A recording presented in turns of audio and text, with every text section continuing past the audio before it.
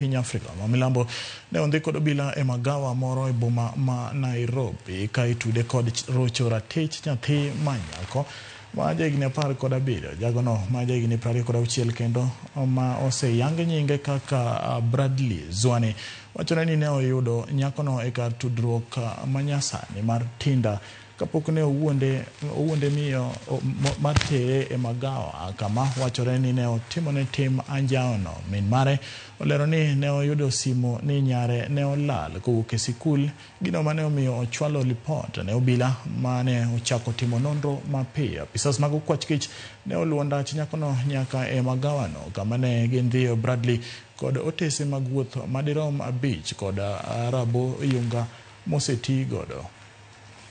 Asked her how old she was. She told me she's 18 years old, as it was also on the Tinder page.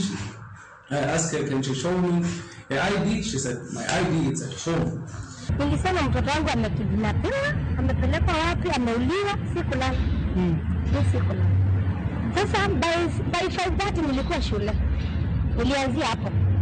Mwalimu kaniambia mtoto alitoka shule vizuri, rafiki yake tumempata shule. Sasa ndio ikawa police case sasa. Tukaanzia hapo.